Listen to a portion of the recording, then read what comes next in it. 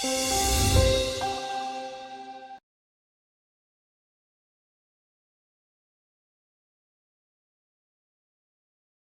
I'll be much more brief this time to ensure that the total time is the same.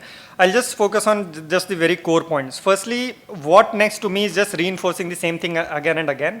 The discriminatory thing is far too strong a factor in the internet ecosystem, and I'm not sure that everybody is on the same page on this.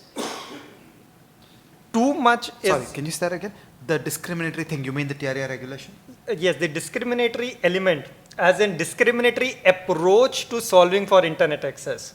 To put it very bluntly, that TRAI is not allowed.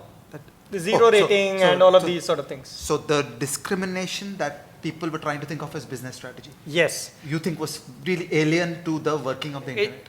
Yes, so what I'm saying is discriminatory approach to doing internet business, particularly in terms of internet access. This debate is not over for the simple reason that there is just too much at stake. I'm saying this as a person from the content industry. I meet internet leaders in the course of my profession. The whole thought process in the internet industry, and I'm saying content plus the ISPs, is about owning the customer for the simple reason that if you own the customer, nobody can dislodge you, as simple as that. So that's what I mean by too much at stake.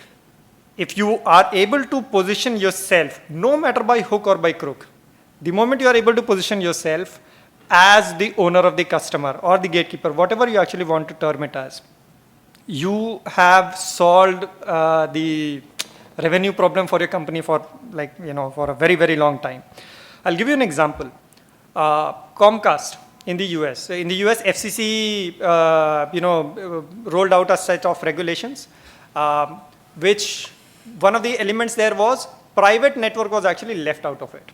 Okay. So one of the things that actually Comcast went ahead and did in its NBC Universal merger thing was that it created what it called out was, I have rolled out an internet connection to such and such home. The TV content that this guy is, the streaming TV content that this guy is actually consuming is on my private network. So it's a private network. Okay. Now this is a benefit that is not available to, say, for example, a Netflix.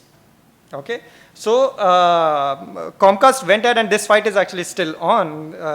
But I'm just giving you examples of that. No matter how much you try to emphasize on it, there's too much at stake. Every player is actually going to try their level best. That includes content providers, everybody. I mean, there's nothing wrong with actually doing business. There would be a Google trying to do it. There would be a Facebook trying to do it. Probably Flipkart actually trying to do it. Every content provider actually wants to own the customer. There would be ISPs who would actually try to do this. There would be device manufacturers who would actually want to do this. So, yeah, too much to explain there. So my only point here about the next steps for policymakers is to keep a very close eye on how the ecosystem is evolving, to ensure that the spirit of the approach that has actually been laid out in this, in the recent discussions, that spirit is actually maintained, not the letter, because that's precisely what is actually being violated in a lot of places. So that's the only point I wanted to make.